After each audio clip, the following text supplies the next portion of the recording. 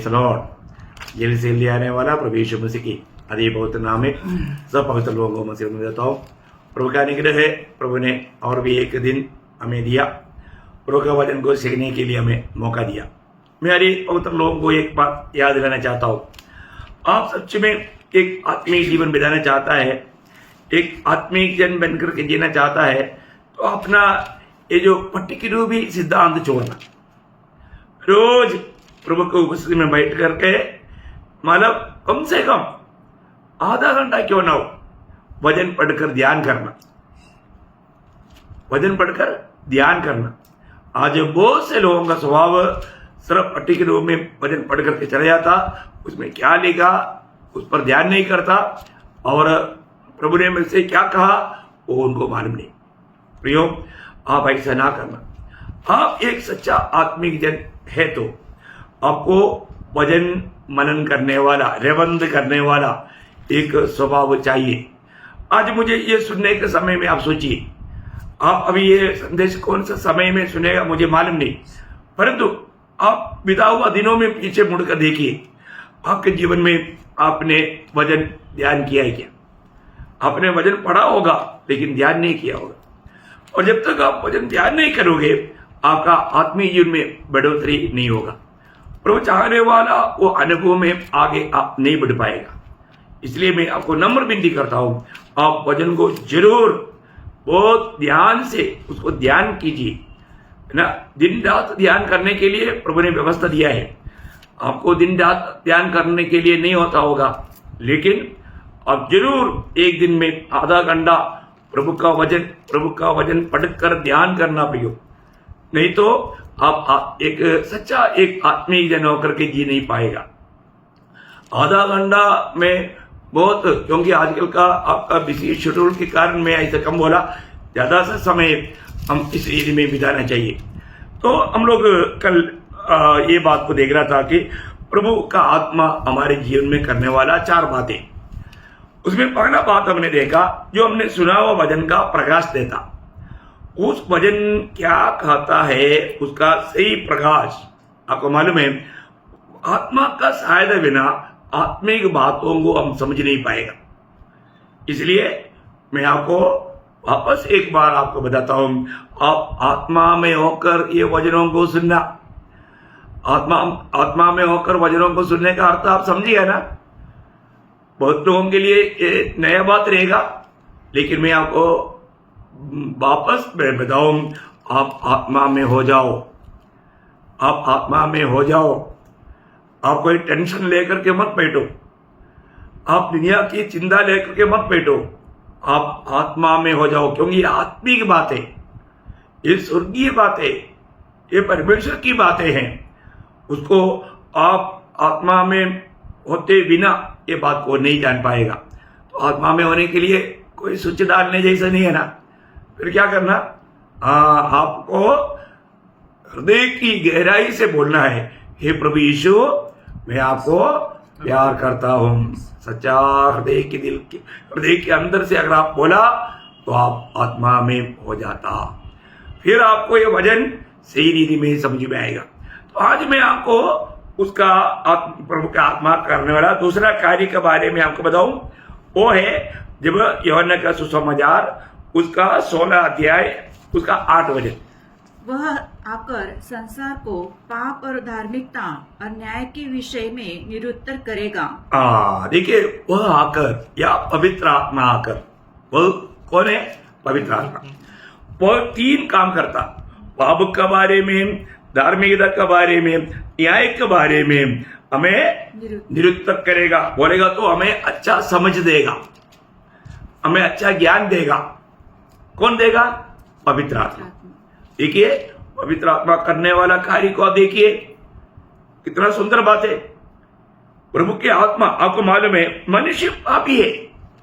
पाप जगत में कैसे आया आपको मालूम, रोमियो 5 अध्याय का 12 वचन में लिखा है, इसलिए जैसे एक मनुष्य के द्वारा पाप जगत में आया और पाप के द्वारा मृत्यु आई, और इसी रीति से मृत्यु सब मनुष्य में फैल गई, क्योंकि सब ने पाप किया। सभी ने पाप किया प्रियो, सभी ने पाप किया, सब लोगों में भाव फैल गया। तो यहाँ पर हमें बात को जानना है, पाप के बारे में हमें ज्ञान देगा, फिर हमें धार्मिकता के बारे में हमें ज्ञान देगा। धार्मिकता क्या है?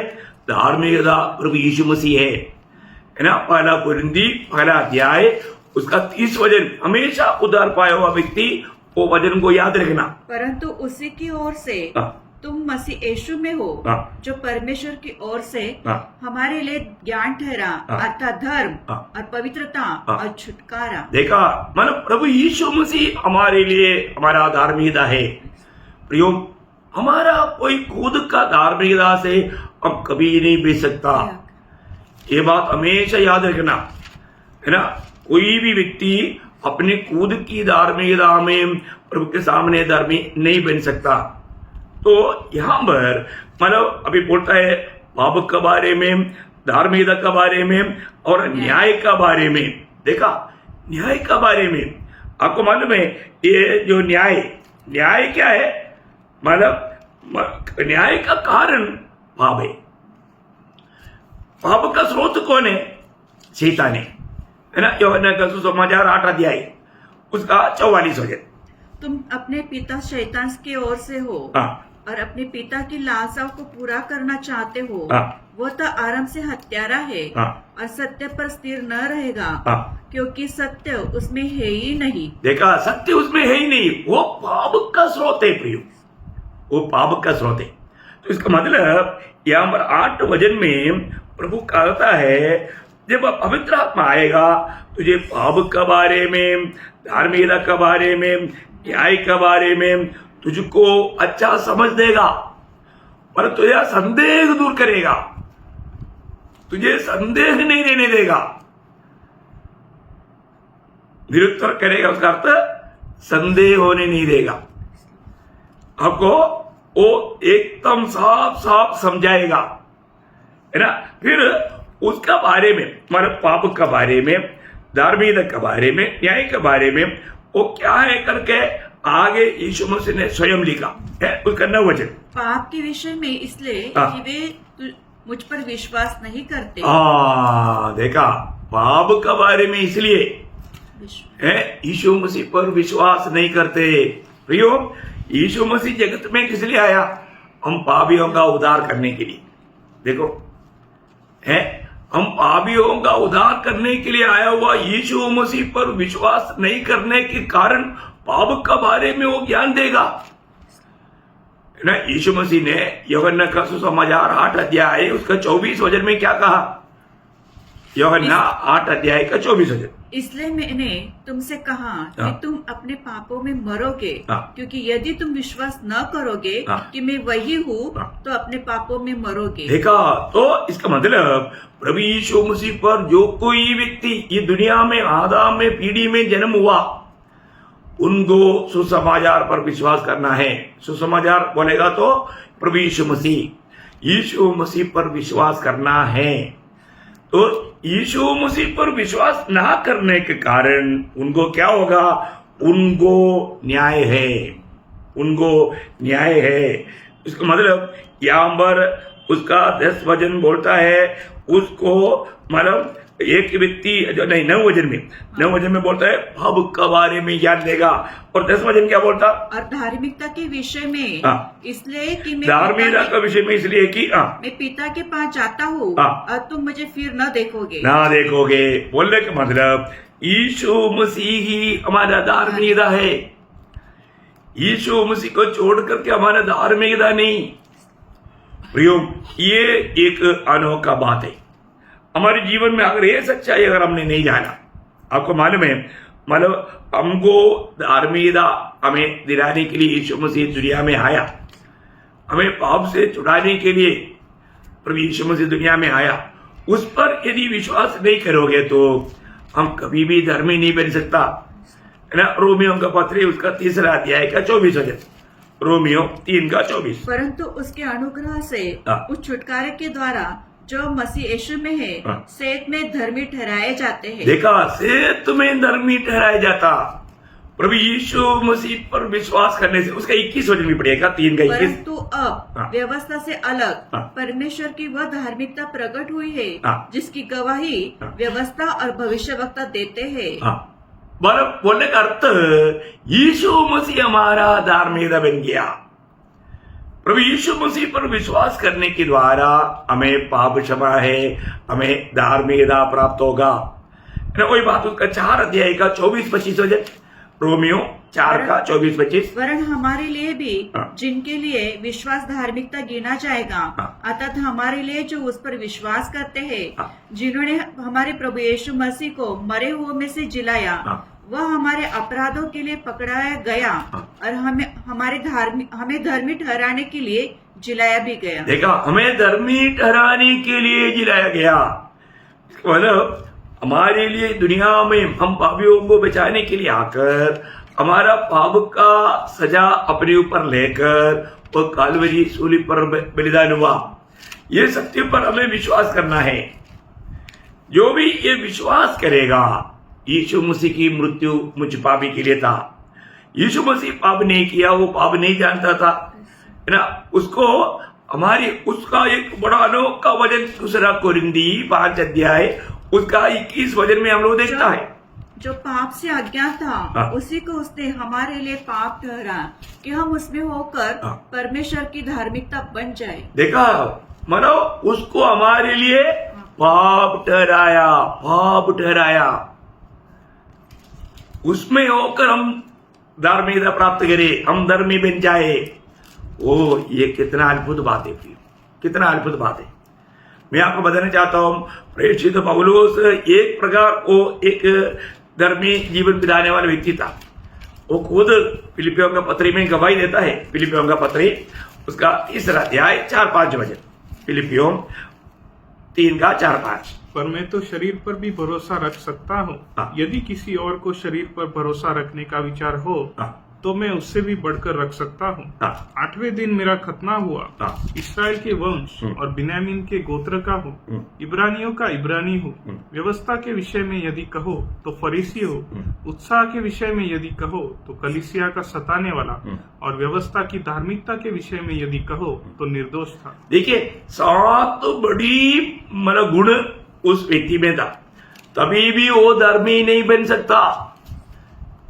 उसने खुद मतलब 1 तिमोथी 1 अध्याय का 15 वचन में क्या बोला था, आपको याद है? उसके आखिरी में, जिसमें मैं सबसे बड़ा हूँ। हाँ, जिसमें मैं सबसे बड़ा पापी हूँ। यीशु मसीह किस लिए आया? और उसको पूरा पढ़िए, वो वचन पूरा पढ़िए। बात सच और हर प्रकार से मानने की योग्य है हाँ। कि मसीह यीशु पापियों का उद्धार करने के लिए जगत में आया, हाँ। जिसमें मैं सबसे बड़ा हूँ। हाँ, जिसमें मैं सबसे बड़ा हूँ। प्रियो, एक व्यक्ति ये दुनिया में आदम में पीढ़ी में जन्म लिया हुआ कोई भी, आप कोई भी क्रिस्ती परिवार में जन्म लिया होगा, परंतु प्रियो आप पाप में जन्मा, आप पापी है, आपके ऊपर एक लेख है, पापी नरक के लिए नियुक्त। क्या है? पापी नरक के लिए नियुक्त। तो प्रभु का वचन संदेश आपके पास आता है, उस समय में पवित्र आत्मा आपको याद दिलाता, आपको समझाता कि आप पापी है और प्रभु यीशु मसीह पर विश्वास करके आप धर्मी हो जाओ, नहीं तो शैतान को देने वाला न्याय में आप पड़ेगा, अनंत काल का नरक में जाएगा। ये बात कौन हमको समझाएगा? पवित्र आत्मा। देखिए, अभी इसलिए पौलुस यहाँ पर बोलता है, फिलिपियों का पत्र है उसका 3 अध्याय उसका 9 वचन में, है ना। मानो पौलुस अपना खुद की धार्मिकता में जी करके धोखा नहीं खाया, वो खुद खाता है। फिलिपियों 3 का 9 वचन। और उसमें पाया जाओ, हाँ। न कि उस धार्मिकता के साथ हाँ। जो व्यवस्था से है, हाँ। वरन उस धार्मिकता के साथ हाँ। जो मसीह पर विश्वास करने के कारण है, हाँ। और परमेश्वर की ओर से हाँ। विश्वास करने पर मिलती है। देखा, बोलने का मतलब यीशु मसीह पर विश्वास करने वाला लोगों को मिलने वाला उस धार्मिकता में मैं भी भरोसा करता हूं। देखा है, खुद की धार्मिकता में नहीं, यीशु मसीह पर विश्वास करने वालों को मिलने वाला धार्मिकता। मतलब यीशु मसीह की मृत्यु मेरे लिए था करके उसको अंगीकार करके उसको स्वीकारना, ये कितना अनमोल बात है। हर एक पवित्र लोगों को मैं यही बात को याद रहना चाहता हूं। आज ये वचन सुनने के समय में प्रभु की आत्मा आपसे क्या कहता, सचमुच में आज आपका अनुभव कहां पर है? आपने प्रभु की आत्मा पाया क्या? प्रभु की आत्मा हर रोज आपके जीवन में आने वाला जो भी गलती है, कमी घटी है, वो आपको समझाता है क्या? हमें हर एक सच्चाई में ले चलने वाला पवित्र आत्मा है प्रियो, इसलिए हमें आत्मा के अनुसार चलना है। आत्मा हमको बताएगा हमें क्या कहना है, क्या नहीं कहना, क्या सोचना, क्या करना, सारे बातों में पवित्र आत्मा हमें अगुवाई करता है। हमें आत्मा का अधीन रहकर के जीना सीखना है। आत्मा के चलाए चलते हुए रोज पाप के ऊपर, शैतान के धोखे के ऊपर, दुनिया के मोहों के ऊपर विजय पाना, नहीं तो बड़ी आराम से गिर जाएगा। इसलिए बोलता है जो खड़ा है समझता है वो ना गिरने की यत्न में रहना। आत्मा का अगुवाई अगर हमने नहीं लिया तो व्यक्ति धोखा खा सकता है।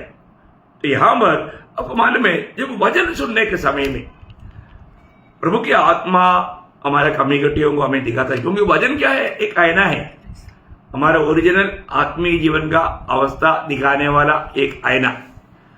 तो ये वचन सुनने के समय में प्रभु की आत्मा पाए हुए लोग उस वचन सुनने के लिए आत्मा हमारा कमी घटियों को बताएगा। जहां पर भी आत्मा का काम हो रहा है वहां पर लोगों में जरूर पाप का ज्ञान होता है। पेंटेकोस्त का दिन में जब पत्रोस प्रचार कर रहा था, सुनने वालों ने क्या पूछा? आपको याद है ना? जब प्रेरितों का काम 2 अध्याय उसका 37 वचन, तब सुनने वालों की हृदय चीत गए और वे पतरस और शेष प्रेरितों से पूछने लगे, हे भाइयों हम क्या करें? पतरस ने उसे कहा, बस अब इसका मतलब क्या है कि वहां पर उन लोगों के जीवन में कौन काम किया? प्रभु की आत्मा।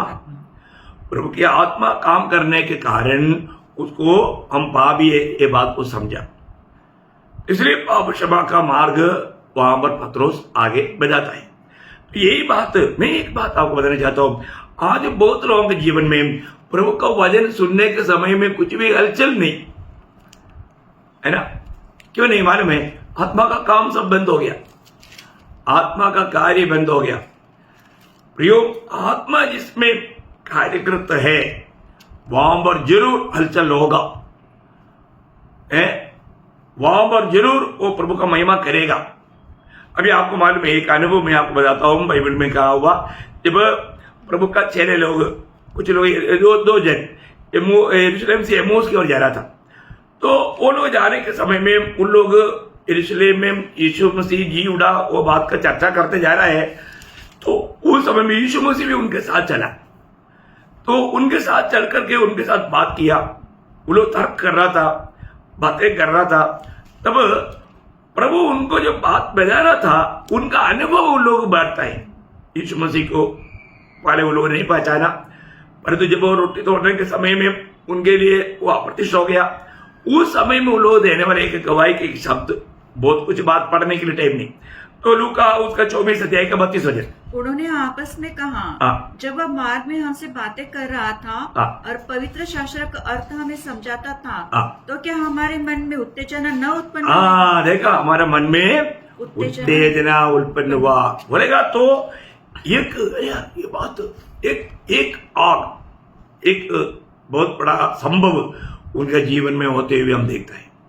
प्रियो, प्रभु का वचन सुनने के समय में जो भी व्यक्ति आत्मा में वचन सुनेगा उसके जीवन में कार्य हमेशा होगा।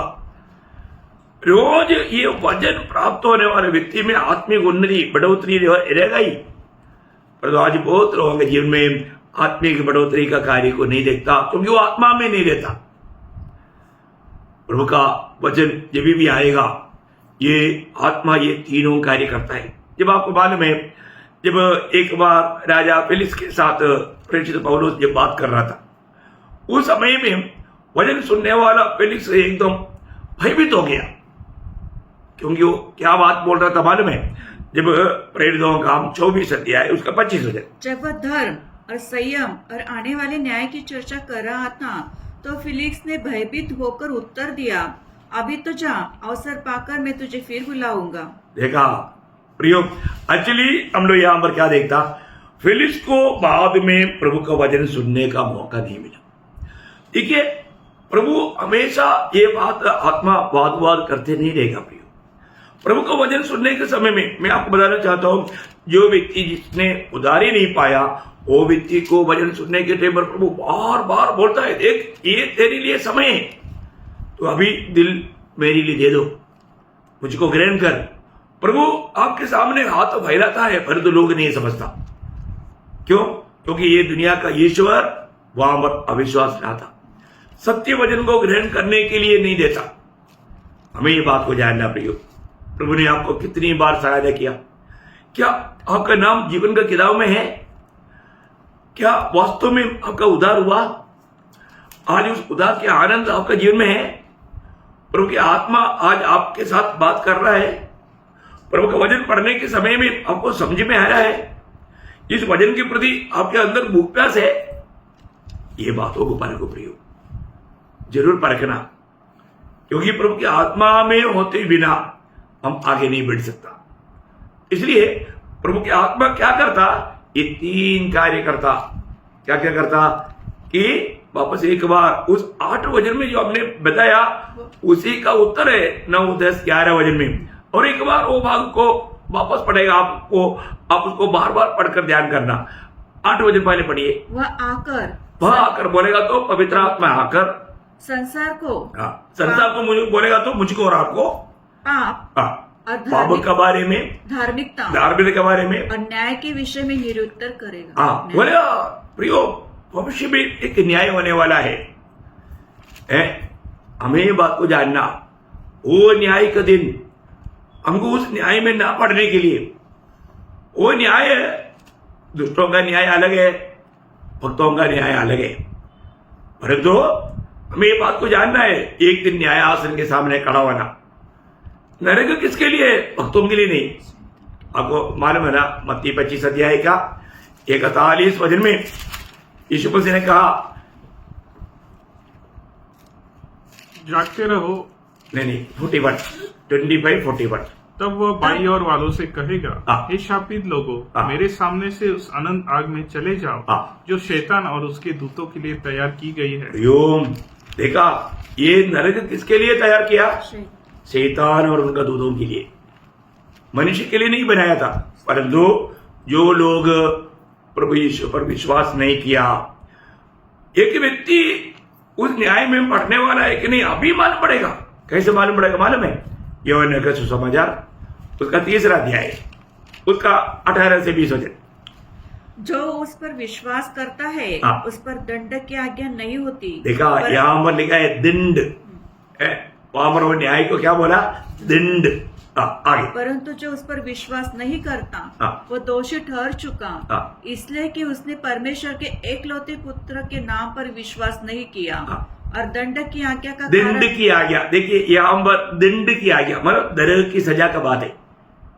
सिर्फ एक एक्चुअली न्याय आना चाहिए, लेकिन वहां पर बोला दंड की आज्ञा का कारण ये है कि ज्योति जगत में आई है और मनुष्यों ने अंधकार को ज्योति से अधिक प्रिय जाना, क्योंकि उनके काम बुरे थे। देखा प्रियो, यीशु मसीह अपने पास बुला रहा है, लेकिन लोग प्रभु को दिल देने के लिए तैयार नहीं, प्रभु के साथ नाता जोड़ करके जीने के लिए तैयार नहीं, अपनी बुराई पाप को छोड़ने के लिए तैयार नहीं, वो अपना पाप में मगन है।